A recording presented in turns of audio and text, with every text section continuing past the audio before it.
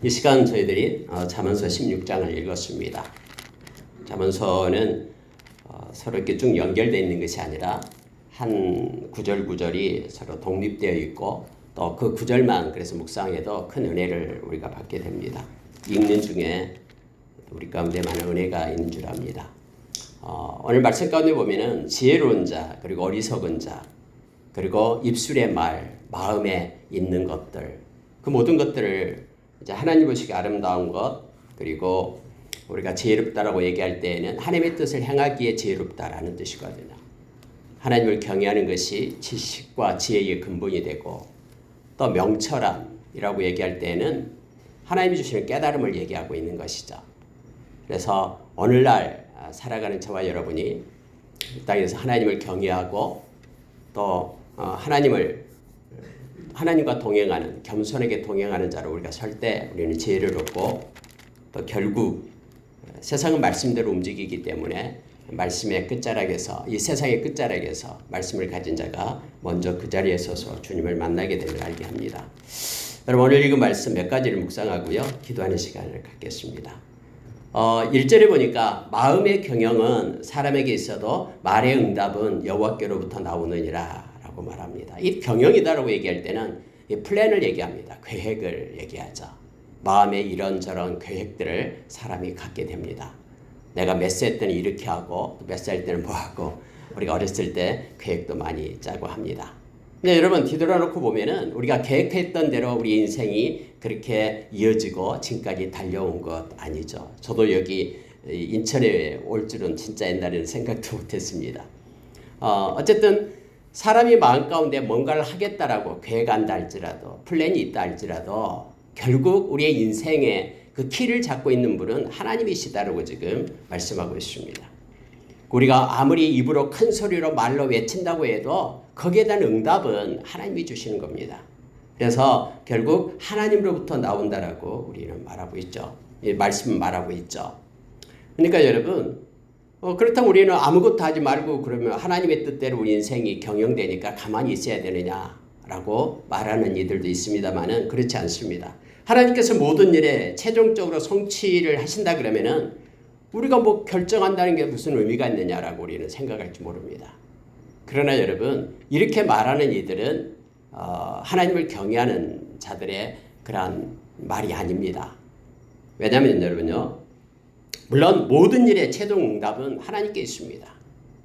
하나님께서 우리 인생의 길이를 정하시고 우리 인생의 크고 작은 일들을 놓으시고 또 우리를 이 땅에 보내실 때에도 하나님의 목적을 가지고 이 땅에 우리를 보내셨거든요. 하나님이 심심해서 우리가 이 땅에 온 것이 아니고요, 우리가 이 세상에서 행해야 될 하나님께서 주신 그런 계획이 다 있음을 우리는 잘 알고 있습니다.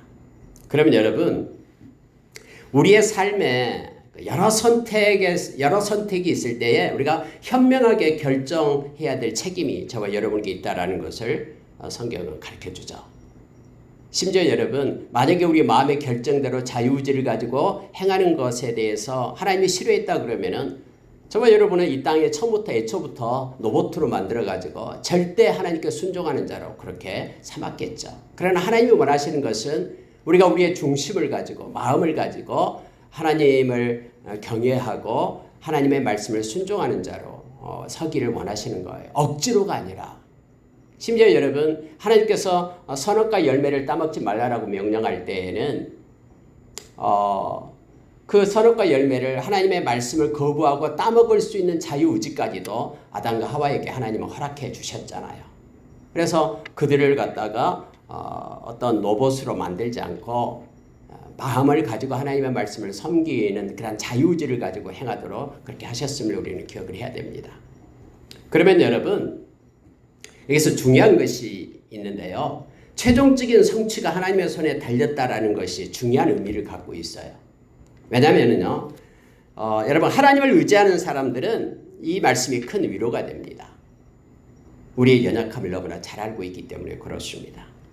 만일 자신이 잘못된 선택을 했을지라도 결국 그것이 하나님의 손에 의해서 올바르게 걸러짐으로써 결과적으로 궁극적으로 하나님을 의지하고 하나님께 맡기고 하나님을 신뢰하는 그들에게는 하나님께서 선한 결과를 낼 수 있고 하나님이 성취시켜 주신다라는 것을 믿게 될 때 우리는 위로가 됩니다. 우리의 연약함을 너무나 잘 알고 있기 때문에 이대로 가면 우리의 인생이 망치는 것 아니야. 아무것도 한 일 없이 그대로 끝나는 거 아니야.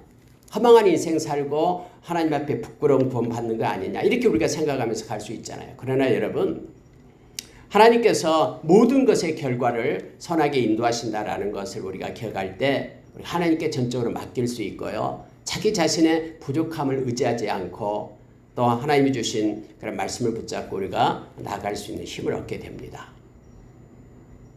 그런데 악한 자는 다릅니다. 반면에 하나님을 거부하는 사람들이 있습니다. 이들에게는 아무리 거부하고 또 자기의 어떤 뚜렷한 어떤 목표를 세우고 어떤 수단을 이용해서 뭔가를 이루고 성취하려고 그들이 달려가지만은 그 모든 것들이 하나님의 손에 있기 때문에 허사가 된다라는, 그들의 뜻대로 세상은 그렇게 변하지 않고 그렇게 성취되지 않는다라는 사실을 알게 될 때 그들에게는 결국 하나님에 의해 통제에 당할 수밖에 없다라는 사실 때문에 그들은 절망을 가지게 될 겁니다. 그럼에도 불구하고 그들은 하나님을 떠나고 마음에 하나님 두기를 싫어합니다. 또 말도 안 된다라고 거부합니다.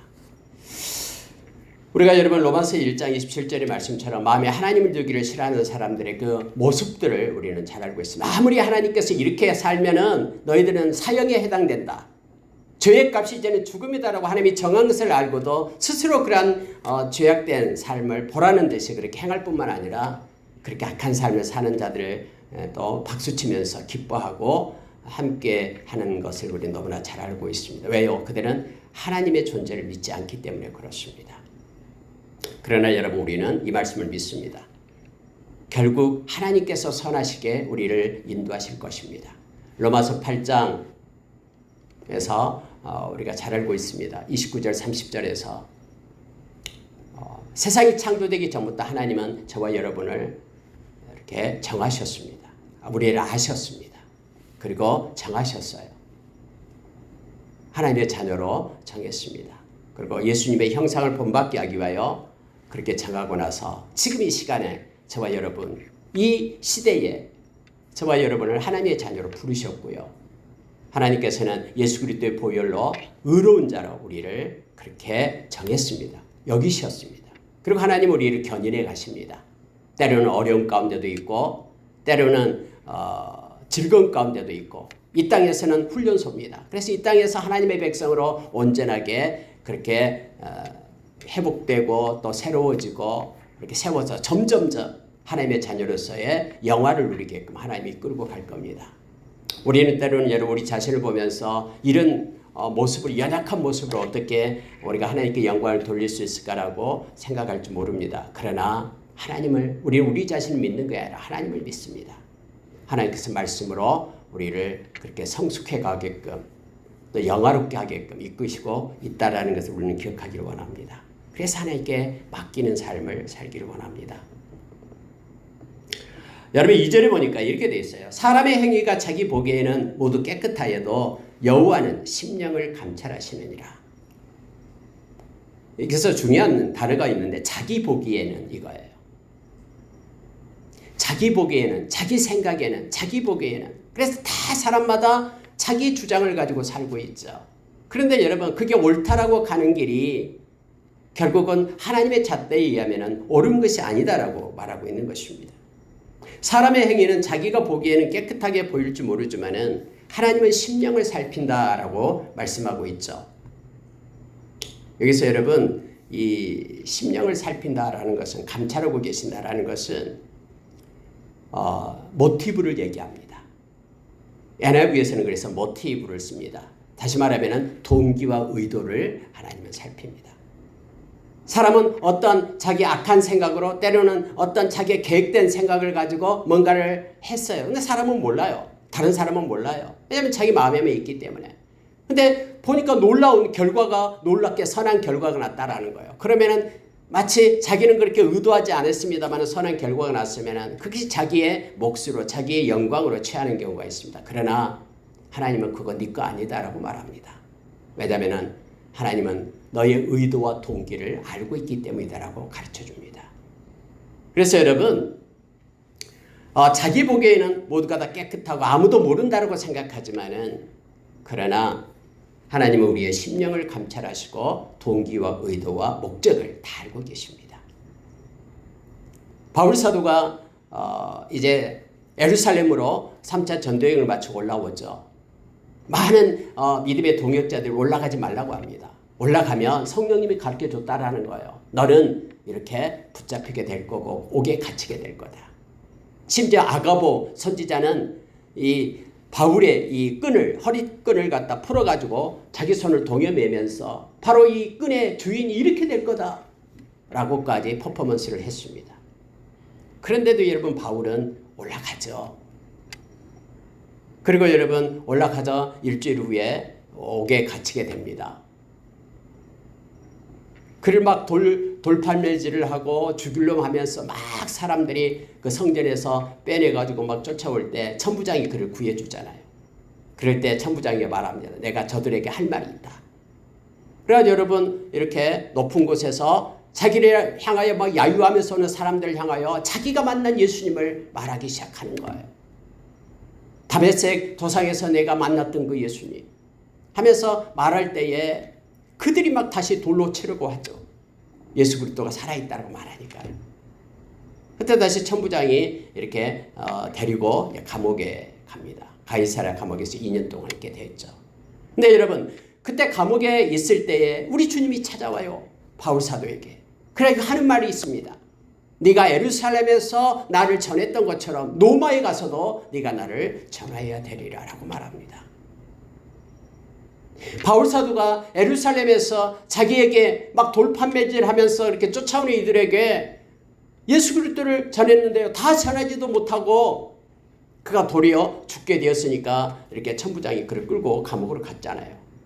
근데 여러분, 하나님께서는요, 이 바울 사도의 모든 마음과 모든 것들을 다 보고 계세요. 네가 잘했다라고 말하는 겁니다. 네가 한 일은 온전한 거라고 하나님께서 말씀하신 거예요. 그래서 여러분, 사람의 눈으로 볼 때는 그것이 한낱 아무것도 아닌 것 같고 초라한 것 같지만 우리 주님은 다르게 생각합니다.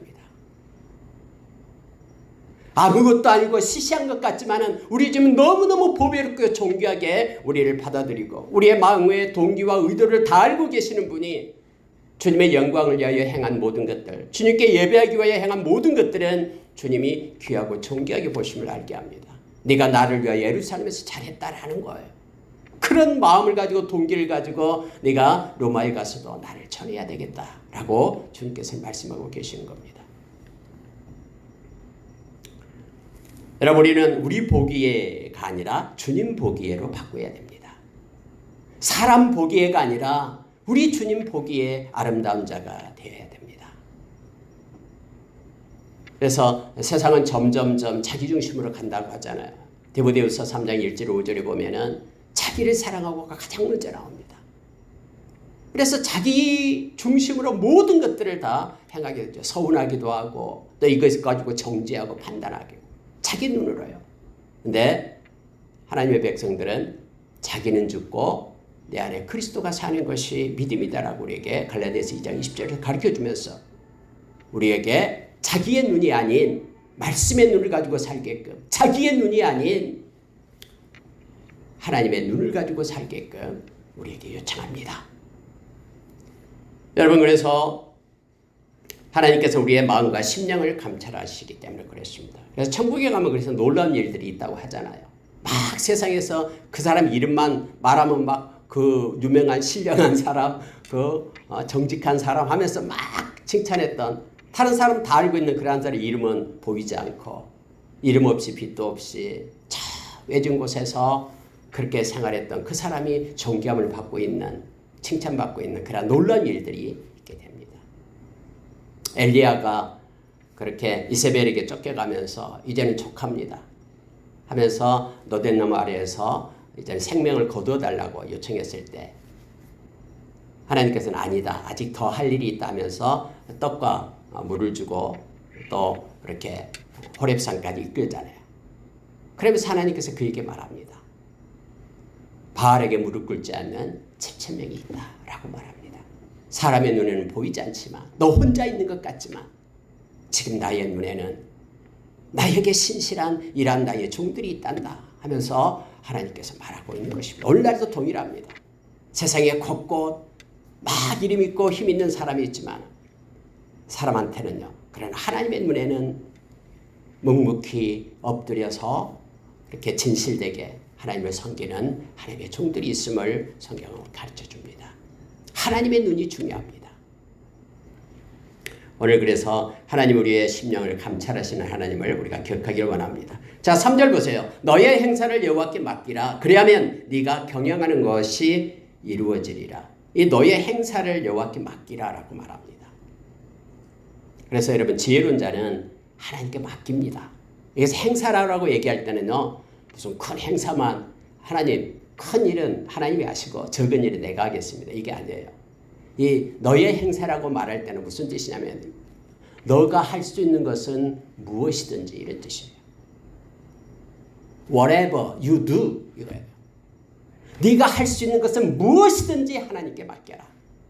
네가 행하는 인생에서 가는 모든 것들 그것이 무슨 문제이든 하나님께 맡겨라라고 얘기합니다. 하나님께 맡기면은 성경이 이렇게 말해요. 그리하면 결과입니다. 네가 경영하는 것이 이루어지리라.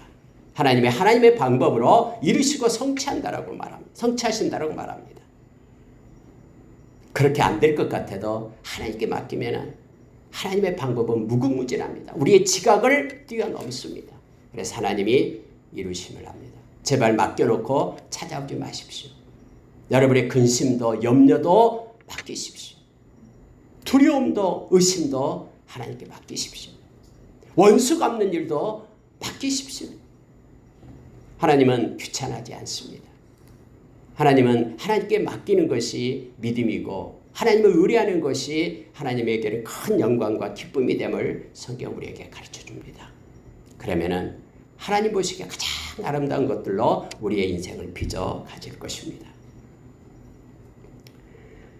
자, 여러분 4절에 보면은요. 여호와께서 온갖 것을 그 쓰임에 적당하게 지으셨나니 악인도 악한 날에 적당하게 하셨느니라 라고 말합니다. 여러분 하나님이 지으실 때는 목적을 가지고 창조하십니다. 우리를 이 땅에 보내실 때도 동일하고요. 그래서 우리는 우리가 사도행전에서 말씀의 17장에서 나온 것처럼요. 우리는 하나님으로부터 나서 하나님으로부터 살고 기동하며 존재하는 자들입니다. 근데 하나님이 만드실 때는 목적을 가지고 만드는데요. 심지어 악인들도 하나님께서 적당하게 쓰려고 악인을 만들었다라고 말하고 있죠. 그래서 악인의 형통함을 절대로 부러워해서는 안 됩니다. 거짓말에서 잘못과 잘 산 것을 부러워해서는 안 됩니다. 탈법하고 탈세해서 그들이 이익을 챙기는 것을 부러워해서는 안 됩니다. 왜냐하면 하나님께서는 그들을 적당한 때에 심판하기 위하여 그날을 예비하고 계시기 때문에 그렇습니다. 그래서 거짓을 말하고 악하게 할 때 내가 오히려 손해보고 내가 어떻게 망하고 그러면 그 사람은 하나님 보시기에 하나님이 기뻐하는 자예요. 그러므로 인해 하나님을 찾고 정직하게 살도록 하나님께서 이끄시기 때문에 그렇습니다. 아무리 거짓말을 하고 해도 막 승승장구하고 권세가 있고 부자가 된다면 이 사람은 버린 자죠. 절대로 돌아올 수 있는 확률이 없어지니까요.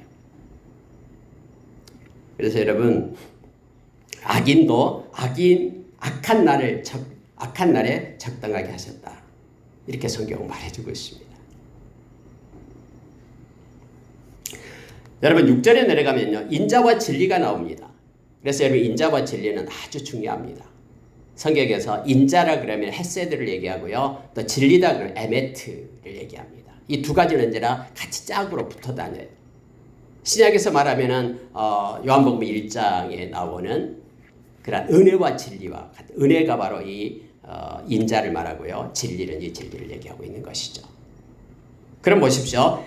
인자와 진리로 인하여 죄악이 속하게 되고 여호와를 경외함으로 말미암아 악에서 떠나게 되느니라라고 되는데 여러분 여기서 우리가 잘못 착각하면요. 그럼 인자 사랑을 가지고 살고 진리 성실하게 진실되게 살면은 우리의 죄악이 없어지는가라고 말할 수 있습니다. 그러나 그런 뜻이 아니에요. 여기는 결과를 먼저 써놓고 있는 그런 용법입니다. 다시 말하면 죄악을 속한 자가, 죄 씻음을 받은 자는 인자와 진리로 살아간다라는 것입니다. 저와 여러분, 예수의 보혈로 인하여 죄 씻음을 받는 자, 그래서 깨끗함을 입은 자는 두 가지가 있어야 됩니다.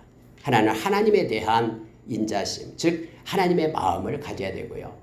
그다음에는 성실하게 사람에 대해서 정직하게 살아야 되는 것을 지금 말하고 있습니다. 그래서 여러분, 인자와 진리는 구원받은 하나님의 백성에게 있어서 중요합니다. 은혜와 진리를 가지고 하나님에 대해서 하나님의 사랑을 가지고 마음에 하나님을 사랑하고, 어떤 사람이 말합니다. 내가 구원받았는지 받지 않았는지 모르겠다고 말합니다. 간단합니다. 지금 내 마음속에 하나님에 대한 사랑이 있으면 구원받은 자입니다. 만약에 마음 가운데 하나님을 향한 사랑이 없다 그러면 다시 한번 예수님을 영접해야 됩니다. 왜냐하면 우리가 영접하면 우리 속에 성령님이 계시고, 성령님은 우리 가운데 하나님의 사랑을 부어주거든요. 성령님이 아니고서는 절대로 우리 마음 가운데 하나님을 향한 사랑을 가질 수가 없어요. 로마서 5장 5절의 말씀처럼 성령이 통로가 될 때 하나님의 사랑이 우리 가운데 들어오는 거예요. 그래서 우리가 그 사랑 때문에, 나를 먼저 사랑한 하나님의 사랑 때문에 하나님을 향한 사랑을 갖게 됩니다. 그리고 하나님에 대한 사랑을 가지고 형제를 사랑할 수 있게 되는 것이죠. 이게 진리, 성실, 정직을 얘기하고 있는 것입니다. 죄사함을 받은 자는 1만 달란트 빚을 탕감받은 자가 되기 때문에 그것으로 인하여 하나님께 감사하고 하나님을 사랑하고, 또 형제 자매에게 정직하게 진실되게 그들을 돌보는 자로 서게 됨을 말씀은 우리에게 가르쳐줍니다. 여호와를 경외함으로 말미암아 악에서 떠나게 된다라고 말하고 있죠. 왜요? 하나님은 악을 싫어하거든요. 너무너무 싫어하거든요. 하나님의 공의는 이 죄를 너무 싫어해요. 당신의 아들을 그 죄값으로 주었잖아요. 그래서 여러분, 하나님을 경외하는 자는요, 악한 자의 죄악의 길에 서지 않습니다. 그리고 악을 너무너무 민감하게 생각합니다. 두리뭉실하게 넘어가지 않습니다. 만약에 내가 어떤 거짓말을 했거나 잘못된 일, 하나님 보시기에 아름답지 않고 하나님이 가증하게 여기는 것들은 정말로 가슴을 치면서 그걸 잘라냅니다. 이게 하나님을 경외하는 자의 모습임을 알게 됩니다. 남이 죄를 지을 때는 손가락질하면서 자기가 죄를 지을 때는 그냥 너그럽게 넘어가면 이건 아닙니다.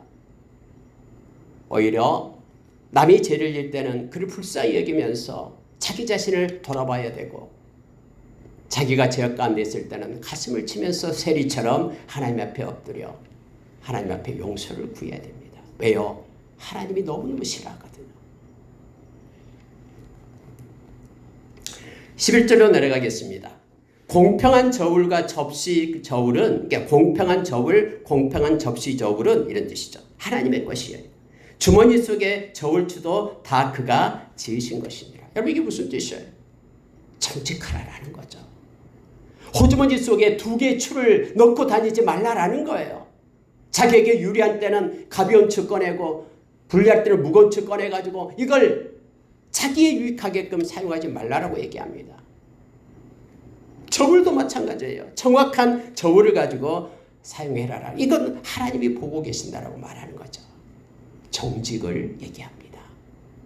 하나님은 정직한 자를 너무 기뻐하시고 정직한 자의 영을 살리시겠다라고 말하죠.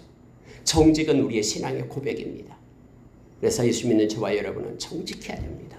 때로는 손해를 보더라도 정직해야 됩니다. 그 모든 것들은 하나님께서 보상해 주시기 때문에, 살아계신 주님이 알고 계시기 때문에 애매한 고난을 받아도 우리 주님을 생각하며 우리는 인내할 것을 성경은 요청해 주고 있습니다. 여러분, 정말로 16절처럼 지혜를 얻는 것이 금을 얻는 것보다 얼마나 나은 거, 명철을 얻는 것이 은을 얻는 것보다 더욱 나으니라. 이 말씀을 진짜 삶 가운데 믿고 있습니까?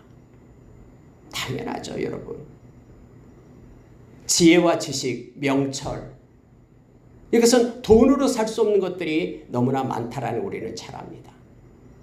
어떻게 사랑을 돈으로 살 수 있겠습니까? 하나님이 주신 지혜와 이 구원을 어떻게 세상의 물질 돈으로 살 수 있겠습니까? 여러분, 돈으로 사는 것은 잠깐 일순간입니다. 그러나 하나님의 말씀, 구원을 얻는 지혜가 있는 이 하나님의 말씀, 디모데후서 3장 15절 말씀처럼 하나님의 사람을 온전케 하는 이 말씀, 이걸 어떻게 금과 은으로 살 수 있겠습니까? 하나님의 말씀으로부터 오는, 하나님을 경외함으로부터 오는 이 지혜와 지식, 명철, 이것이 세상의 은과 금보다 훨씬 더 존귀하고 보배롭다라는 걸 우리는 너무나 잘 압니다. 그러나 많은 이들이 금 때문에, 은 때문에 하나님의 말씀을 팔고 있습니다.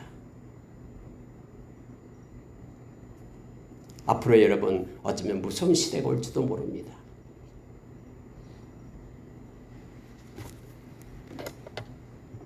18절로 내려가겠습니다. 교만은 패망의 선봉이요 거만한 마음은 넘어짐의 앞잡이니라. 우리가 많이 알고 있고 묵상하는 말씀이죠. 우리가 여러분 야고보 선생님도 그렇게 말했죠. 겸손한 자에게 하나님의 은혜가 있다라고 말합니다. 그러나 교만한 자는 하나님의 원수가 된다라고 말하죠. 교만한 자는 하나님이 필요가 없습니다. 하나님 부르지도 않아요. 겉모습은 하나님 앞에 나와서 부른 척하지만은 마음속에 교만이 있을 때에는 하나님을 찾고 하나님 앞에 요청하지도 않습니다. 겸손한 자가 하나님을 구합니다. 하나님, 나에게 도움을 주십시오. 하나님, 나에게 주님의 강한 손이 필요합니다. 나에게 주님의 사랑이 필요합니다. 하면서 하나님 앞에 엎드려 기도하는 자가 겸손한 자임을 알게 합니다. 주 앞에서 낮추라, 그러면 주께서 너희를 높이시리라 라고 말합니다. 교만은 패망의 선봉입니다. 거만한 마음은 넘어짐의 앞잡이입니다. 겸손한 자와 그래서 함께 하라라고 말합니다. 마음을 낮추는 것이, 겸손한 자와 함께하여 마음을 낮추는 것이 교만한 자와 함께하여 탈취물을 나누는 것보다 낫다라고 말합니다.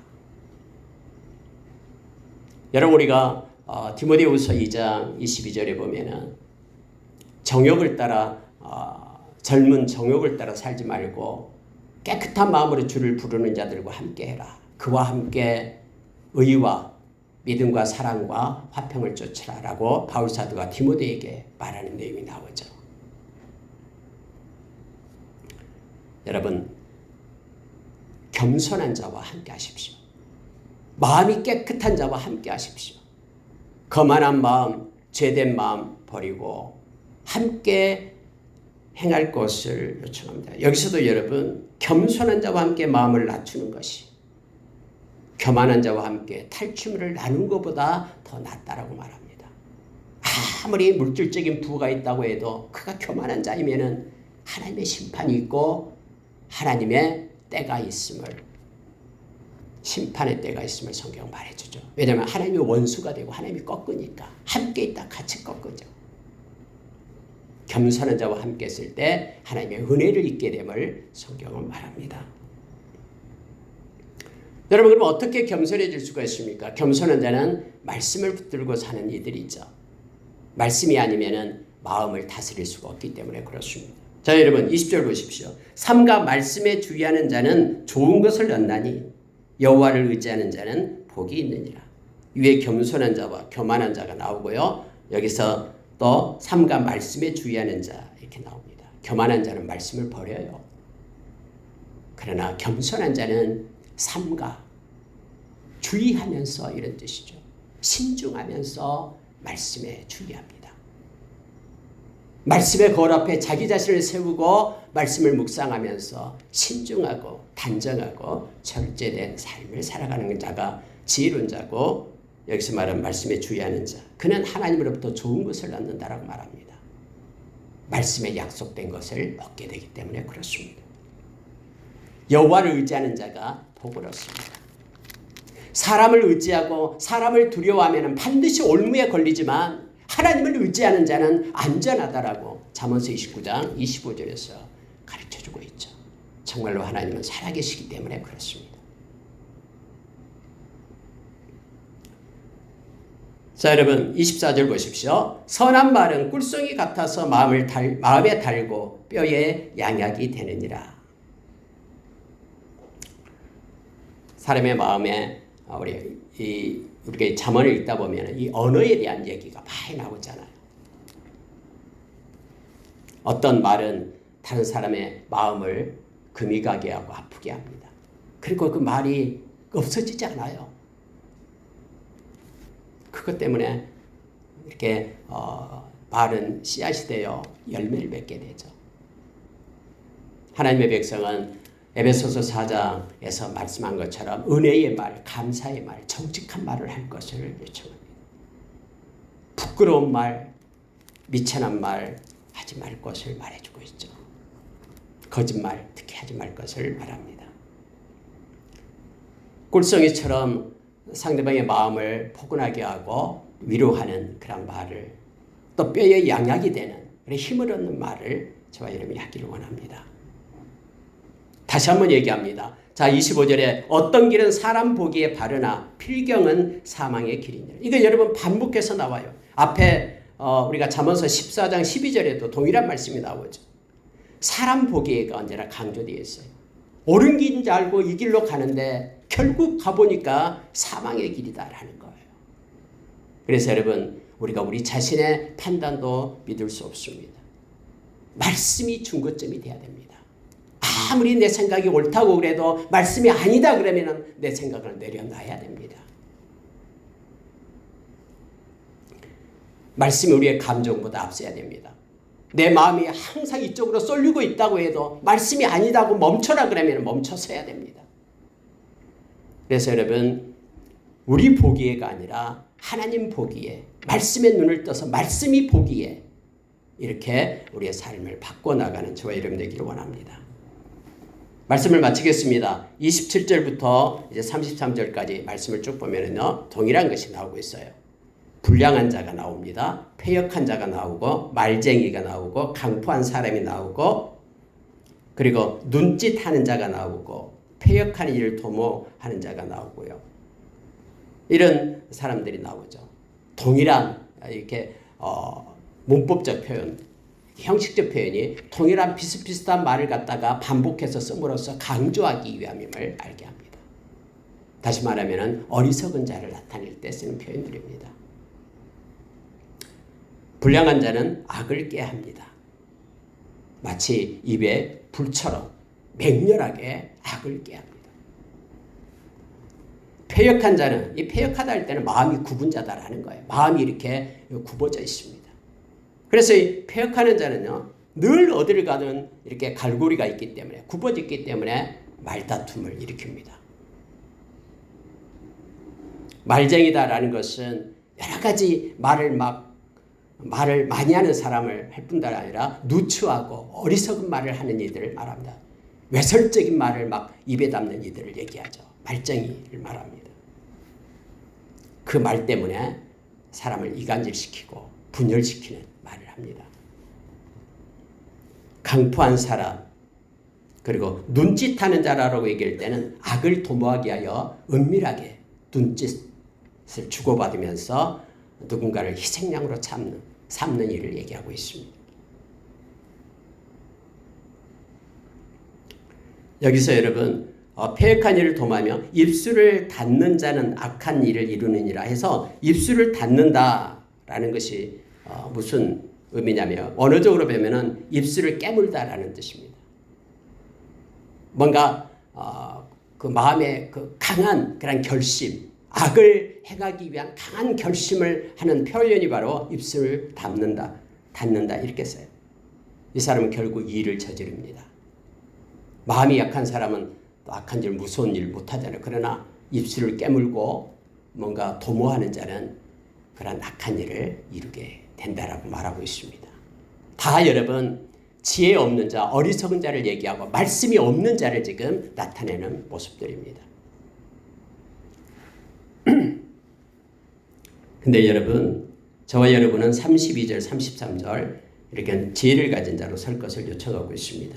노하기를 더디하는 자는 용사보다 낫고, 성경에서 여러분 이 분에 대해서 많이 나오죠. 마음에 분을 품지 말라. 말하기는 더디하고 듣기는 속히하고 말하기는 더디하고 성내기도 더디하라. 여러분 이거 한번 찾아보겠습니다. 야고보서 1장 19절 한번 보십시오. 야고보서 1장 19절부터 22절까지 말씀. 야고보서 1장 19절부터 22절. 우리 같이 한번 읽어보겠습니다. 야고보서 1장 19절부터 22절까지 같이 읽습니다. 내 사랑하는 형제들아, 시작. 내 사랑하는 형제들아, 너희가 알지니 사람마다 듣기는 속히 하고 말하기는 더디하며 성내기도 더디하라. 사람이 성내는 것이 하나님의 의를 이루지 못함이라. 그러므로 모든 더러운 것과 넘치는 악을 내버리고 너희 영혼을 능히 구원할 바 마음에 심어진 말씀을 온유함으로 받으라. 너희는 말씀을 행하는 자가 되고 듣기만 하여 자신을 속이는 자가 되지 말라. 여러분 여기서 말씀을 보면은요, 듣기는 속히 하고 말하기 더디하고 성내기 더디하라 이렇게 말하고 있죠. 인내하면서요. 근데 사람의 성내는 것이 하나님의 의를 이루지 못한다라고 말하면서 그러므로 결론을 얘기하잖아요. 그러므로는 중요하다 그랬죠. 근데 갑자기 그러므로가 나와요. 그럼 보십시오.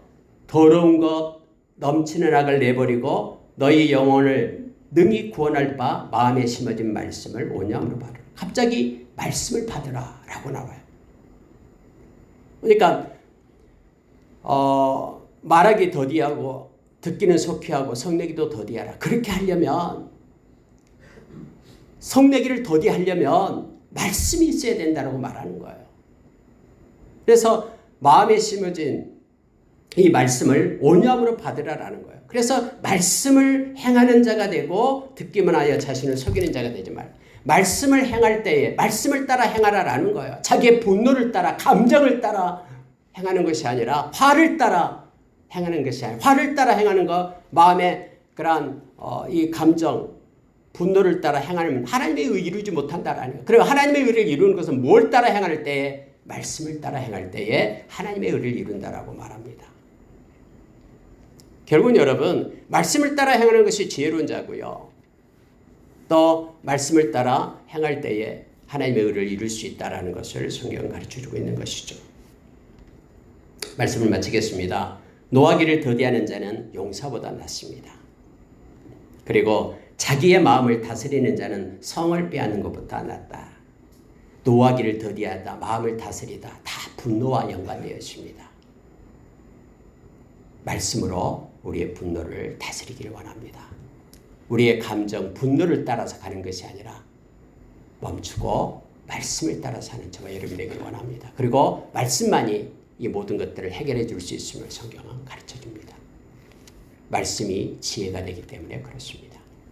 말씀 마치겠습니다. 여러분 오늘 원래 잠언서는 이렇게 삶의 여러 가지 부분들을 나타내주고 있고요. 특히 마음과 또 입술의 말과 또 우리의 삶의 그런 지혜, 또 어리석은 자의 모습, 이런 것들을 구체적으로 말씀해 주면서 우리로 하여금 하나님의 백성으로서 이 땅에서 지혜로운 자로 살 것을 요청합니다. 우리가 여러분 골로새서 3장 16절에서 그리스도의 말씀이 우리 마음 가운데 풍성히 거할 때 우리가 지혜를 얻는다. 그리고 가르치고 권면할 수 있는 동력을 얻고요. 시와 찬미와 신령한 노래로 하나님을 찬양할 수 있고요. 하나님께 감사할 수 있고요. 일에나 말에나 그리스도의 이름으로 할 수 있다라고 우리에게 가르쳐주고 있죠. 하나님의 말씀을 붙잡고 사는 것이 지혜이며 또 하나님을 영화롭게 하고 또 하나님을 경외하는 삶을 살 수 있음을 기억하기를 원합니다. 함께 기도하겠습니다.